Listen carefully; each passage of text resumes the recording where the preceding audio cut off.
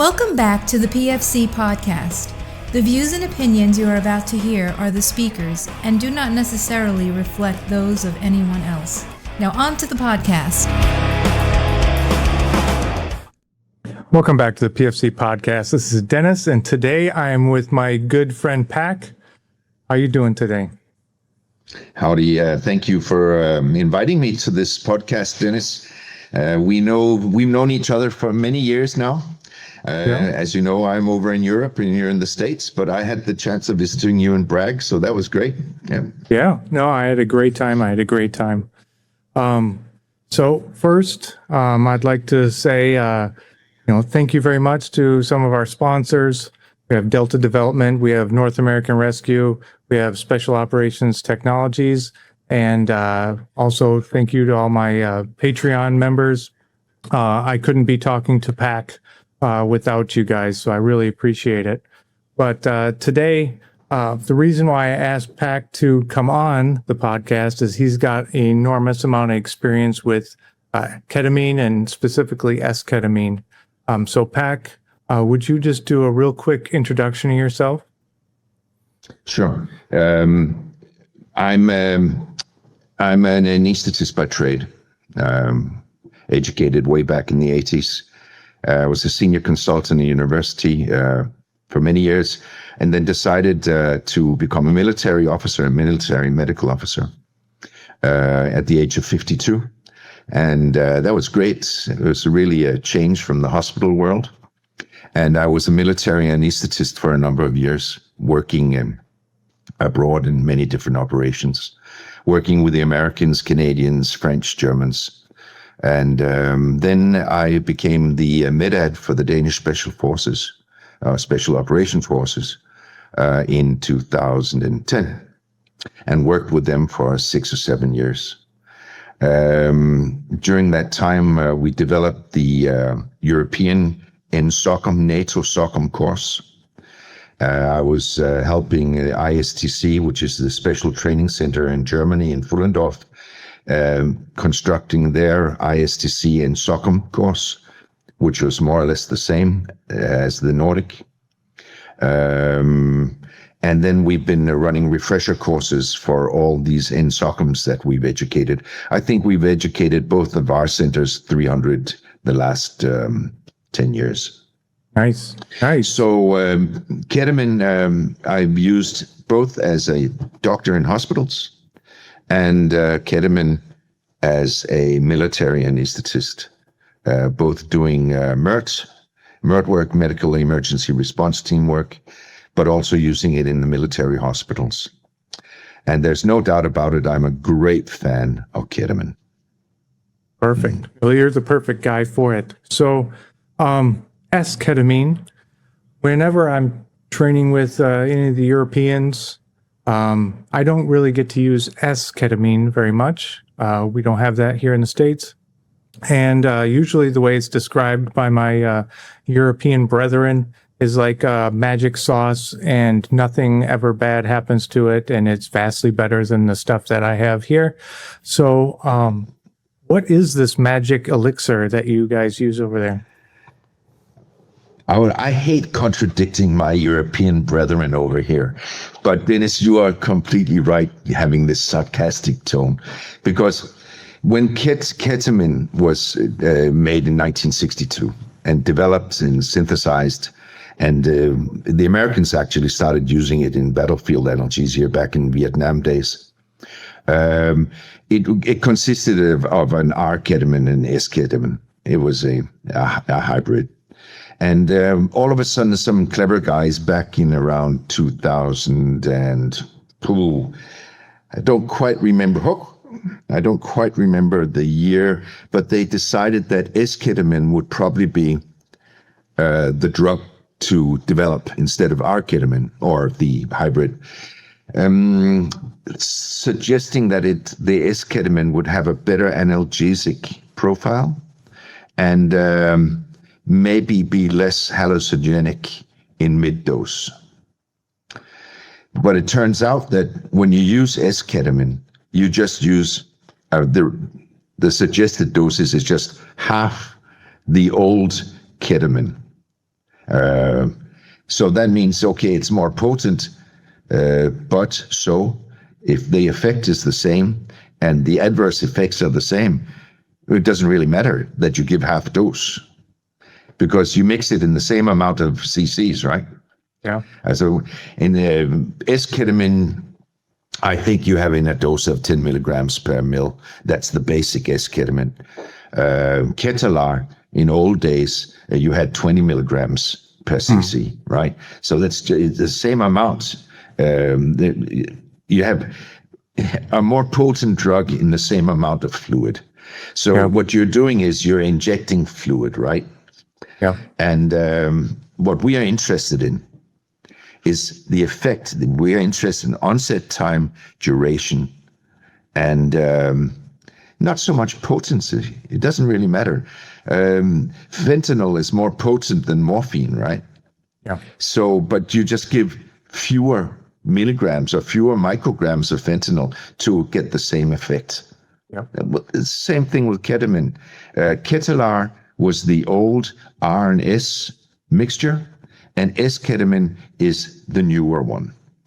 And it's probably more expensive too, milligram for milligram. That's usually how it is. So, but what we are interested in is onset. We are interested in effects. We're interested in complications, adverse effects, side effects. And they're exactly the same.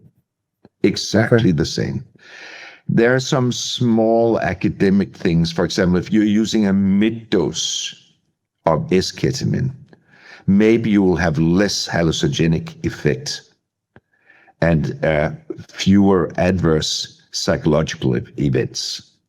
Right. But again, if you have a patient with one of these, then the rules and the suggestions all say, give them a bit of Versed and then it's over. Okay, then we can talk about this. But getting back to when I started using Ketalar, the mixture, it was in austere environments up in Pakistan, in northern India, or northern Pakistan, all the way up by the Khyber Pass. We were treating Afghan war wounded who were being massacred by the Russians at the time in 1985, 86.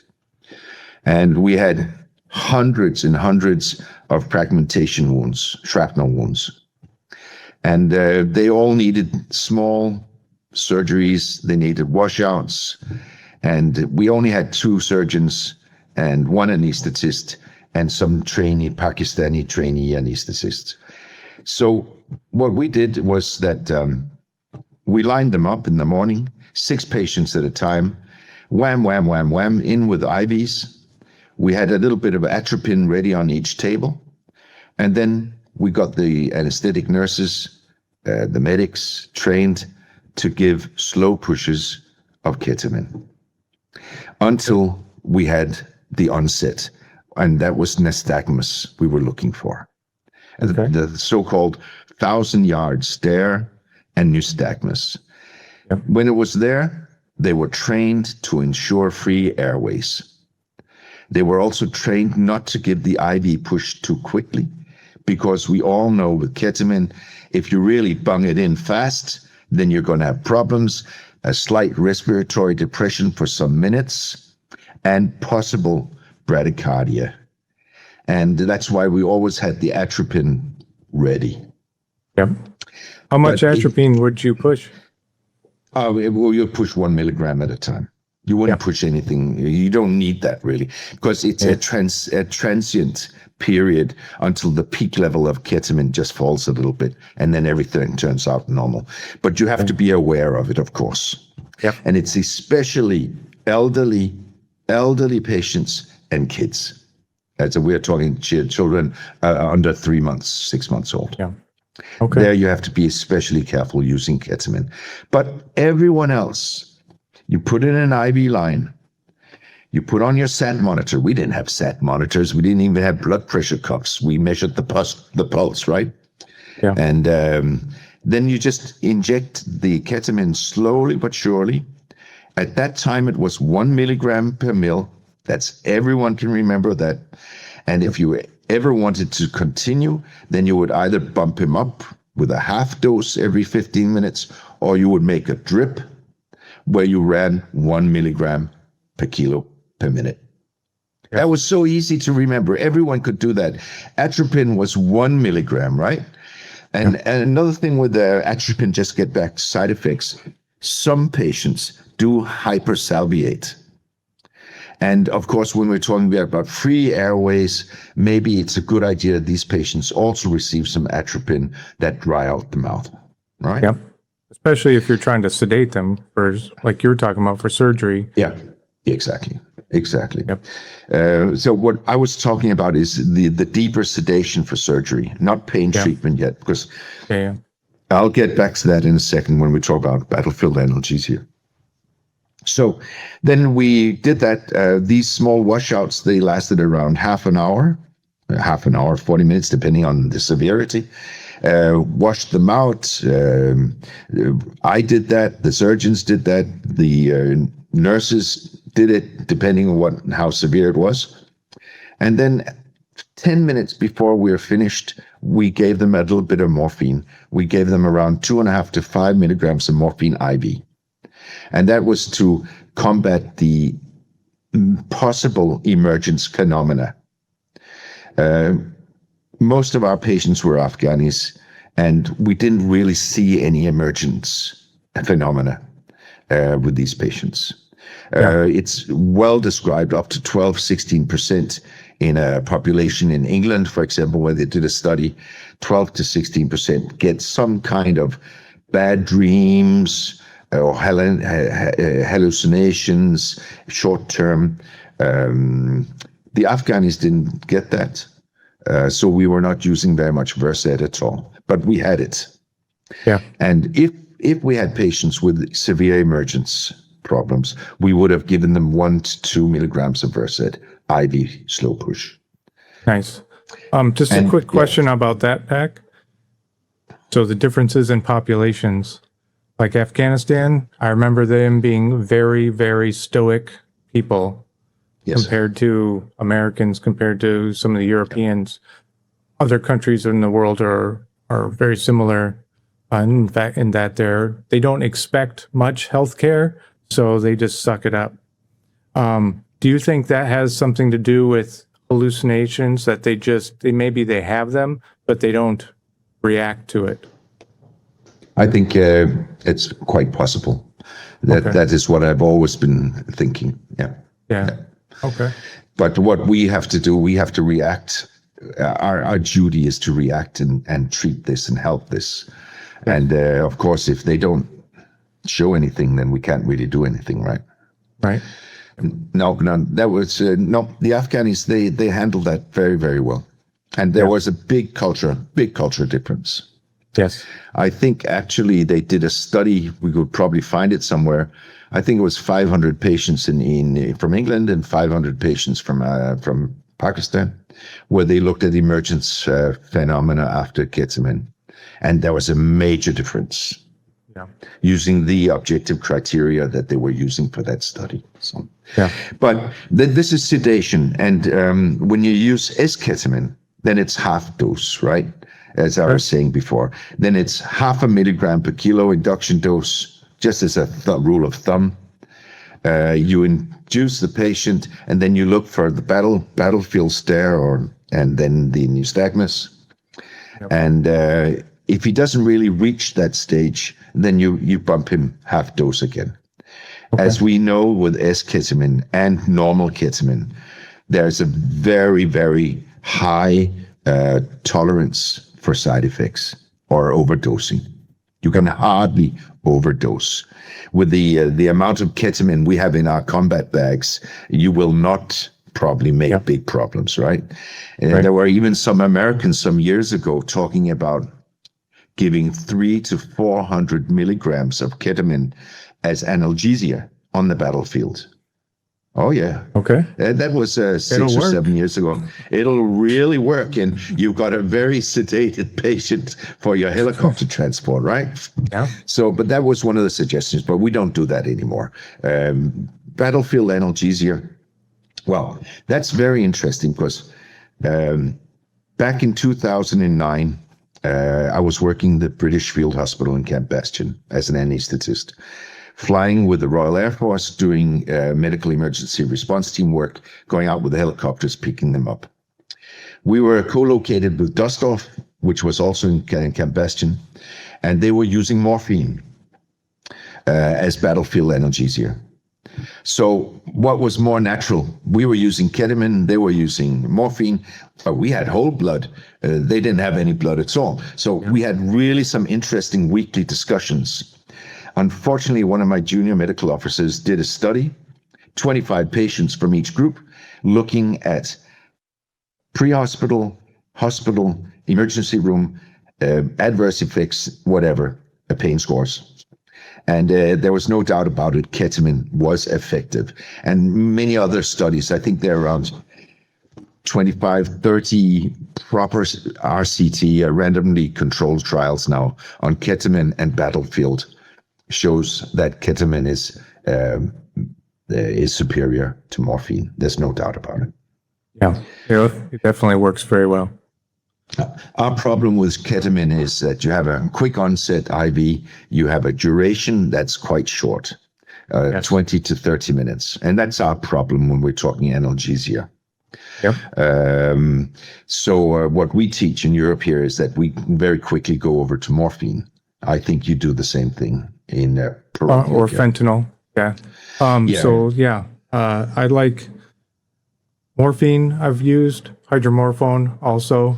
But I'm just using it so that once everything is kind of settled and the patient is relatively stable, and they can handle something like that, start with small bumps of a longer acting agent, just so I can free up my hands, free up my mind about take care of probably other patients. Yeah. Problem with using ketamine, for example, ketamine mixed with propofol has been suggested also. Now, listen, now you're mixing two drugs. You've got low supplies of your drips, of your fluids. Why not just use the easiest stuff, that's morphine, and learn to use it. Learn to use it properly. The rule of thumb with morphine, as you know, is you can give it every 4 hours and then you can bump it up once in a while. That is so much easier if the analgesia works, right? But you're going to have patients with severe pain where morphine just doesn't work. Yep. And that brings me also to something else we can always talk about. Sure. You've got a great guy in the States called Chester Buckenmaier, who's the big regional anesthetist doing regional analgesia. Yeah. Have you heard of him? Yeah. No. He developed the whole ultrasound regional anesthesia. He wrote a book. Actually, you've got it on your homepage, on your website, called Military Regional Anesthesia and Analgesia. Yep, He's the author, And Chester, I worked together with him in 2009 in Bastion, and he's a great guy. And we talked a lot about regional anesthesia. I was doing a lot of regional anesthesia too, and but using nerve stimulators instead of ultrasound.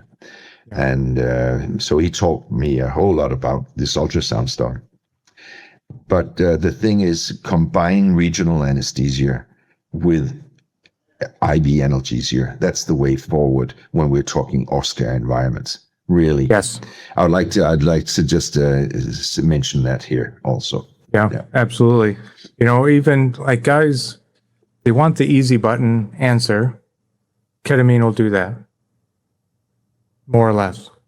But when you're talking long-term care, a regional block may or may not be able to take care of the entire problem.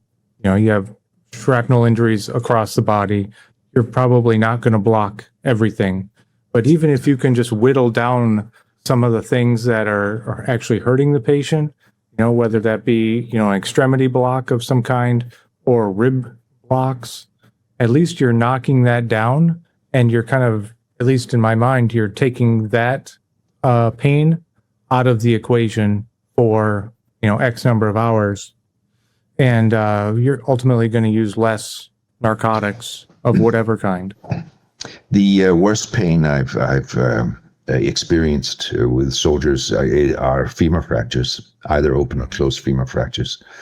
The major trauma, the amputees, the quadruple or the double, or they usually don't have that much pain. Usually they're also quite snowed under, ventilated, and whatever.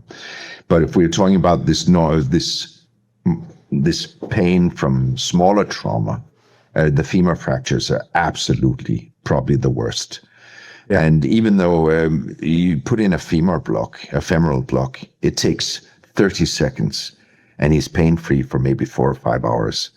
I remember I'm a big American guy.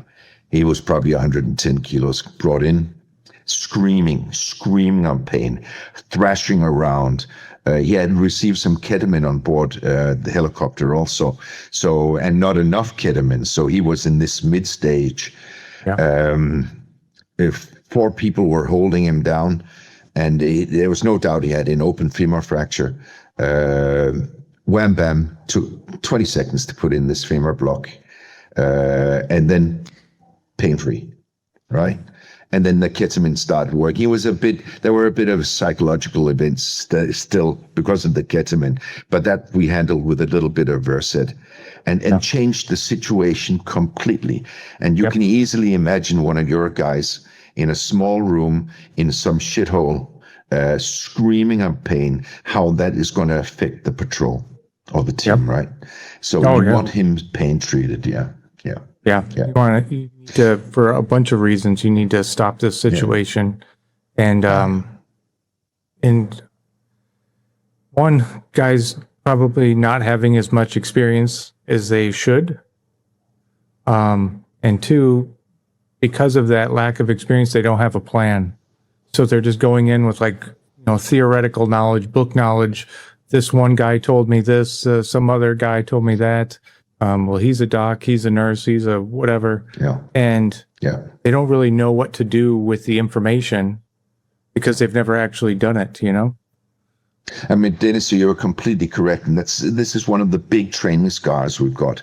When we're doing our training, they just bung in some salt water and they say, I'm giving 20 milligrams of S-Ketamine or 50 milligrams of ketamine. And they look at the instructor and say, is that okay? And the instructor jumps into it deep into the pool and says, yeah, that sounds good, right? Yeah, because he doesn't have experience either. They don't get any training out of it. So one of the good suggestions I've heard is that utilize your vets. I think it was you mentioning it. Yeah. I'm quite sure that a lot of vets are using ketamine or something like ketamine, where at least our medics could get hands-on delivering a drug and looking at the effect. And this is what you're talking about, right? Yeah. Didactically, they know that they get the battlefield stare and the 1,000-yard stare and the Nystagmus, but they've probably never even seen Nystagmus, right? Right. And what's a battlefield stare? And they've never seen that. I mean, you can easily, just seeing it 3 times, you'll remember it the rest of your life, right? Yes. This is our problem. This is our problem with training, Yeah. And I think, obviously if you're doing some kind of veterinary work, hopefully the vet will allow you to use the drugs, the narcotics that you would normally use. Like, hey, I use ketamine a lot. It will work. Like, ketamine's a kind of a ubiquitous vet drug for a long time, and it's just ketamine coming back into human population again. But it'll work. I think the best thing about it is the dosings don't match human dosings. But the key training point is it doesn't matter. You have to dose it for that patient. And people forget that other people are just different because of a bunch of reasons, like just genetics, like what they ate that day, whatever it is different. And you have to be comfortable adapting to the situation to get the effect you want. So I think same with all drugs. Yeah. The same with all drugs, right? You give insulin. What do? You measure blood sugar, right? Yep. You give a pain treatment. What you should do is measure your VAS score before and after. You should do that, and you should document it. The same with if you're going to go into deep sedation with ketamine, you decide on a dose. As you say, you've got to have a plan. Where do I want to go with this dose? You've got to say, I want 1,000-yard stare and nystagmus, and I'm prepared to bump it up if he doesn't get there, right? You have to have a measurement. You have to have some objective way of deciding what to do. And this is what we have to teach them, right? Exactly. And then the next thing is, then you've snowed them, they're down. You say to the surgeon or whoever's going to do the skill, you can do the chest tube, start the chest tube. Then he does the small incision, and then the patient starts verbalizing or moving his arm. You can see that with ketamine. Also with S-Ketamine, there's no difference. And you've got to prepare the guys that this can happen. And you've got to be prepared yourself. Because what am I going to do? Am I going to panic now? Is the patient waking up? No, look at the eyes. He's still got the 1,000-yard stare. He's just verbalizing. Yep. Okay, if you don't like listening to all this verbalization, maybe you can give him a little bit more, or you can give him some Versed, which would also help a little bit. But you have to have a plan, right? Yes. And this is what you're talking about. And when they don't have experience, then they're going to have problems. Yep. Exactly. So I think sedation with ketamine, super easy. If you have a really panicked situation, a great big bump of ketamine, slowly, hopefully, we'll settle it. But where I think is a lot harder is just analgesia. When you don't want to snow him, you want to just calm him down some, take care of the pain, understand he's going to keep talking, he's going to keep moving around, but you have to have a way to assess, did you actually take care of the pain, or did you miss your mark and now he's in the middle of that curve, how, as an anesthetist, as somebody who's worked in austere situations, how did you kind of work that with ketamine? Well, when we talk about analgesia, you have to decide, you're going to use IM or you're going to use IV, first of all. Do I have an IV in, or is this so acute, or there's such a big problem, I have to snow him, I have to give him pain treatment before I give him the IV. That's the first step, right? Okay. You have to have, of course, sure. Yeah, let's pretend that at the moment you don't have an IV yet. Right. Then the magic sauce you're talking about, you can give it in any manner you want. You can give it intranasally. You can give it IM, subcutaneously. You can give it orally, and you can give it rectally. Okay. The thing you have to remember is there are different bioavailabilities. So when you give something IM instead of IV, when we're talking S-Ketamine or ketamine, you have to double or triple or quadruple the dose. If you look in literature, there are different suggestions. The Marine Corps in the States have got a training manual for their TCCC where they talk ketamine. And I noticed they write, if you give, you have to give 6 times as much IM than you do IV. That's not what I learned, and that's not my experience, because it's not. And we're talking about pain treatment, and if you give a 6-fold dose, you're going to snow him too much. You're going to go up into what we call middle dose. Yeah. And that's where you get the adverse psychological events. Yeah. We want to have him pain treated and more or less calm. So what I would suggest is a double dose of ketamine. But this is my experience, it's my opinion. Yeah. If you give it rectally, for example, children, you don't want to give, don't want to jab them, you don't want to put an IV in them, and it's just a short thing, you want to sedate them a little bit, then you can use 4 times the dose rectally. You take a suction catheter, cut it off, and put it on the syringe, and then place it anally and then inject. Okay. Then it takes, onset time is a bit slower, of course, but if onset time IV is 1 minute, then we're talking about onset times of maybe 10 minutes when it's rectally, right? Okay. So this you have to know, of course, and in all our handbooks, this is also described, both the Ranger handbooks and your guys and the European handbook, it's all described, the different doses there. And that is something that's difficult to learn by heart.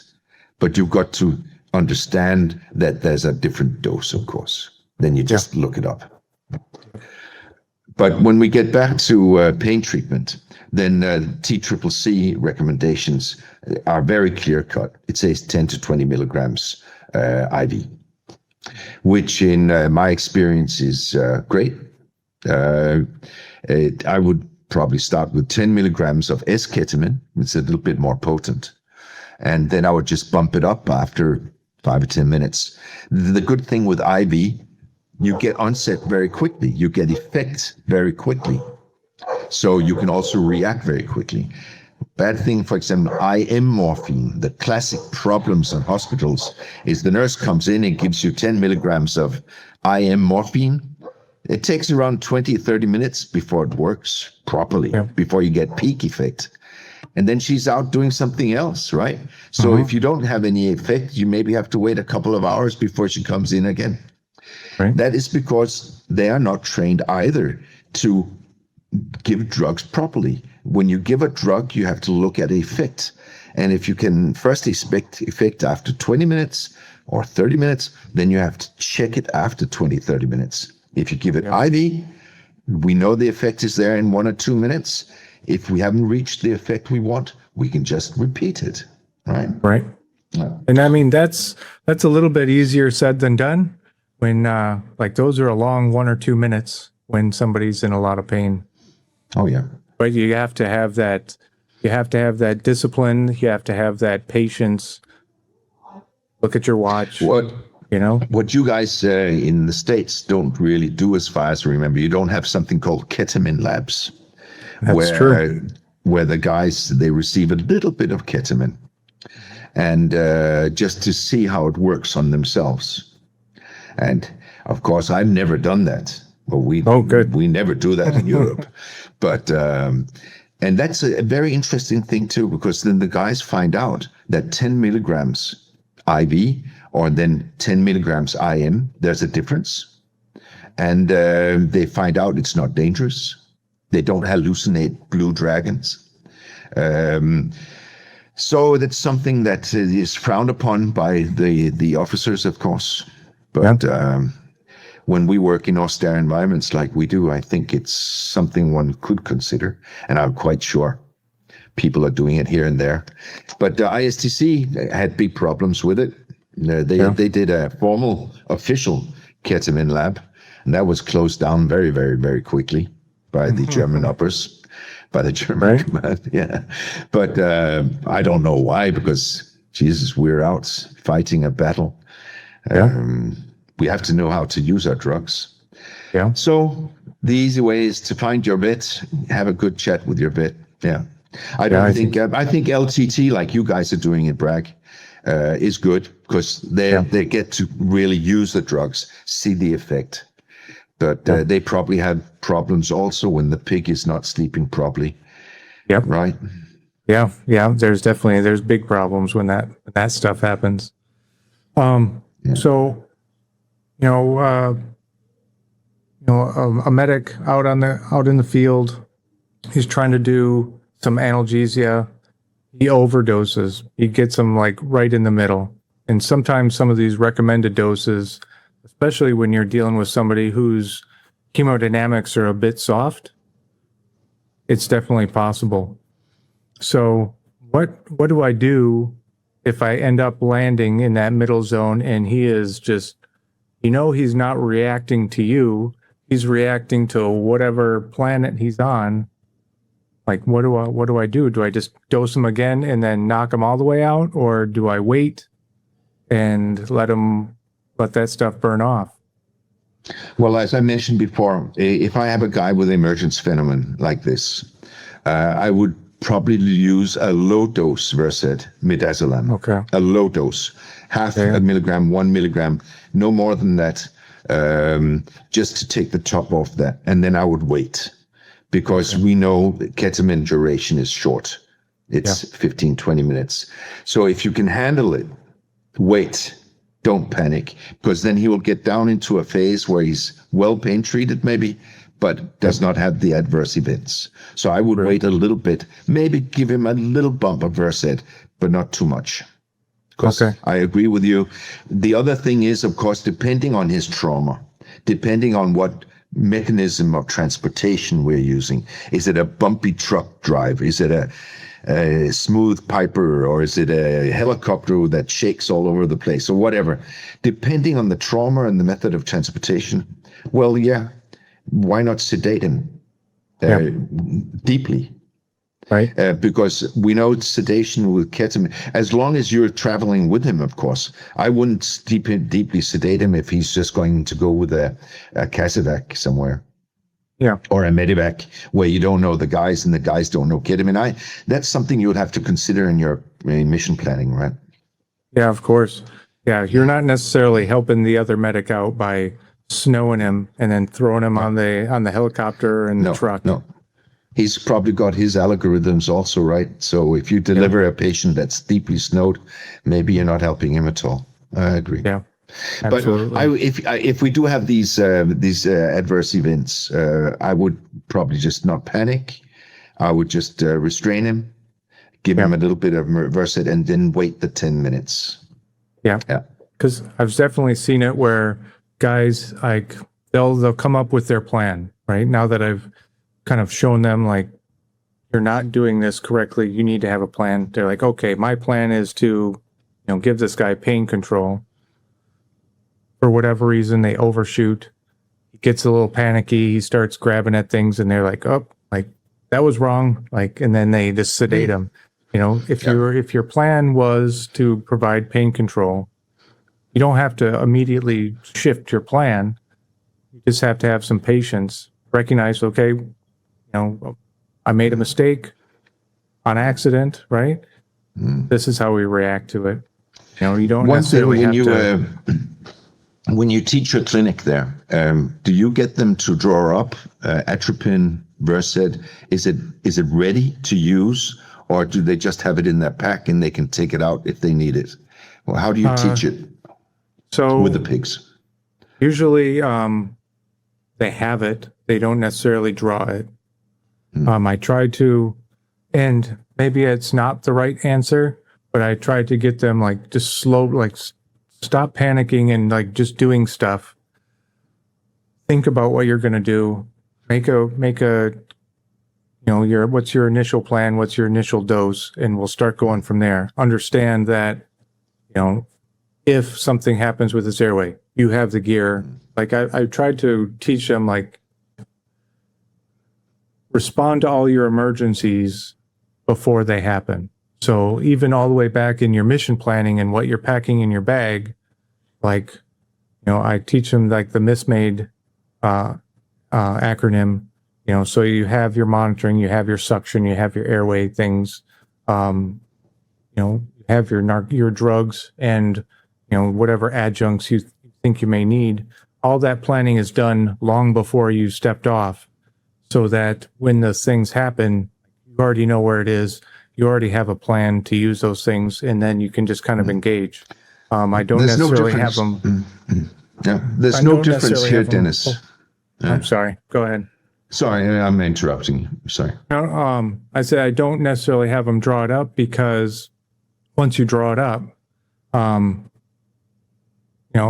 don't want them wasting a dose. I don't want them wasting any kind of gear unless they have a plan for it. I'm going to use it. Now I pull it out and do it. Okay, it's just I was just considering the didactics in it, and when we in the teaching situation, ensure that everything is ready for adverse or side effects.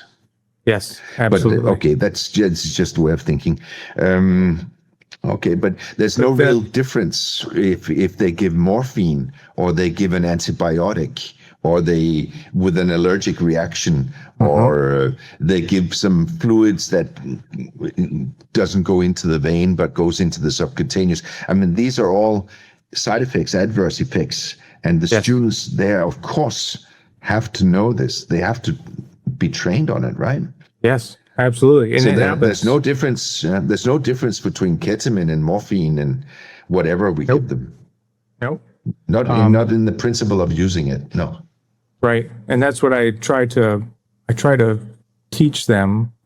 So the name of the class is pharmacology, but I don't talk about a drug until we're like halfway, 3/4 through the class, because I try to hammer home there's a technique to using any that works with any narcotic. These are the bad things that can happen. Let's be prepared for those things. This is how we monitor the patient and ping pong them down to an ultimate goal, which is, what effect do you want? You're giving them poison. Like, what do you want to get out of it? One thing, we hadn't really talked about the advantages of ketamine sedation is with the hemodynamic unstable patients, of course. That's where we really found interesting stuff. Another thing is asthma patients. If you have a severe asthma, they haven't talked very much about it because the clinical studies are a little bit weak on asthma. But in 2022, they made a big study looking at everything that's been out the last 10 years. And there's no doubt about it in their conclusion that ketamine is the drug of choice for refractory status asthmaticus. Yeah. So it's a very good sedation. If we are talking about kids, for example, the number of intubations and ventilations fall dramatically when you use ketamine as a sedative. Yeah. So that's something to remember. So hemodynamically hypovolemic patients. Ketamine is the drug of choice, no doubt about it. And that's why severe trauma, they all lose blood. We all know that. They've lost liters of blood. So, of course, until they get their blood transfusions, they are in a danger zone. So if you're starting snowing them with morphine or Penthrox or what all the new stuff that's coming out, that is dangerous in comparison to ketamine. Yeah. So, yeah. So, normally what I'll see giving ketamine, you'll see like a slight increase in the heart rate. Hopefully blood pressure comes with it, hopefully. But it's definitely, I haven't found it to be like the magic thing that will fix the situation. Blood will do that. But as far as helping kind of give you a plateau, or they don't crash quite as fast, using ketamine, that's definitely what I found, is it kind of puts a pause on it for just a moment while we're getting resuscitation rolling. An interesting study from Southwestern, I think you've got a university called Southwestern. Yes. That has just come out also, is that they make a negative pressure study looking at the tolerance for hypovolemia, giving morphine or ketamine or another drug. And the tolerance for hypovolemia is higher giving ketamine and the other drug, whereas morphine tolerance to hypovolemia falls. And they're looking at a whole lot of cardiac things, right? Yeah. I mean, if I understand it right, I think it makes sense, right? Morphine, you get that histamine response, they vasodilate, versus ketamine, at least in some patients anyway, kind of augments that sympathetic response. Exactly. And there's the other thing, the big controversy was the ICP problem, the intracranial pressure problem. And that seems to be dead now. The first studies that came out were filled with problems because they were not controlling the CO2. So that's where the first rumors of that it would be detrimental using ketamine with head trauma came from. But they've gone away from that. One thing that has been maintained is intraocular pressure if that's high because of a globe trauma or a glaucoma. There are suggestions so you do not use ketamine there, but in our world, we won't be seeing this. We'll be seeing open global damages, and no, it's not the problem. Yeah. But speaking of head trauma, sometimes seizures go with that, TBI. Have you heard, so I've had a few like ER docs say that they will use ketamine to help block or stop a seizure. Yes. Have you seen that? But, yeah, I've read status epilepticus, it's called in my country, right? Refractory seizures, yes, is treatable with ketamine. Okay. I would probably think that it's depending on what the trauma is. One thing is normal epilepsy. Another thing is epilepsy or epileptic seizures because of trauma. I don't know. I don't know where we'll go with that. But what we have is a head trauma with seizures, and ketamine is not contraindicated there. Okay. But if it works, I don't know. Yeah. I mean, danger-wise, I can't really think of a danger. Like, I'm trying to use my benzodiazepines. They don't seem to be working. Maybe they worked earlier. They're not working now. Yeah. How far wrong can I go giving them a dose of ketamine? Can't go that far wrong, no. Yeah. One thing we didn't talk about was that in old days using ketamine, they suggested using an oropharyngeal airway to ensure free airways. We were discussing this when we had so many patients lined up, walking from patient to patient and not having eyes on totally all the time. We were placing oropharyngeal airways, and it was quite interesting. The patients were spitting them out during the wake-up phase. So then we knew they were waking up. That wasn't bad. They spit it out themselves. But of course, that's not really our world. But come on, sometimes we're overflowed with wounded patients. And if you are considering running multiple anesthesias and washouts at the same time, maybe you could consider, if you only have one set of eyes for 3 patients, using an oropharyngeal airway. Yeah. It's not, they don't struggle with it at all. Not while they're in deep sedation. But when they start waking up, they spit it out. Yeah. Yeah, that's one thing I was wondering is because you still have all your muscle control. Would they essentially gag on it? No, they don't. Even while they're down. No, not when they're deep, but of course during emergence. Okay. I mean, is there any other tips or tricks with using ketamine that say I'm a brand new guy. I'm going out to a really bad place. I got a bunch of ketamine. I don't have lots of experience. What advice would you give me? Well, ketamine anesthesia is probably the most common anesthesia in the world. And when you read articles, you're reading developing countries use ketamine. No, I mean, countries like India, it's the most common anesthetic in India is ketamine. So if you want to get experience when you're out in the world, why not visit a local clinic? Say hi to the guys. Say, let me see your anesthesias. Let me see how you do ketamine. If you have time for it, that would be a good idea. And get hands on there and then see how they do it. Because it is so common in these countries. It's the way of doing things. Yeah. And that's the way to learn it. Yeah. All Yeah, right. definitely. That's one thing. Experience, hands-on experience is definitely the best way to get it done. Yeah. I wouldn't have a problem with that at all. So just like all tropical medicines, if you're in an area with tropical medicines, you visit, of course, the local doctor, the local clinic, have a good chat with them, drink some tea, talk about his kids and his family, and then ask him what's happening in the area. Right.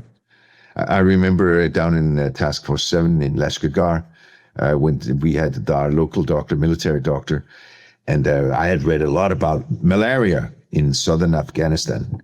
They went over and said, have we got a problem here with malaria? And he looked at me and said, I've been here 30 or 40 years. I've never seen a malaria case. So, okay. Oh, you can handle that as you want to, but that was an interesting thing, right? Yeah. So you utilize the locals. And when we talk about ketamine, it's a good idea to do that too. Yeah, absolutely. Cool.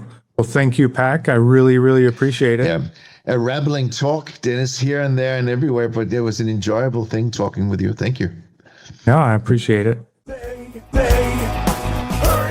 That's it for today's podcast. Make sure to go to our website, www.prolongedfieldcare.org. Check out our free downloads and a ton of other helpful information. Grab a bag of our fresh roasted PFC coffee, links in the description below, and stay on the bleeding edge of combat and austere medicine. This is Dennis for the PFC podcast. Out.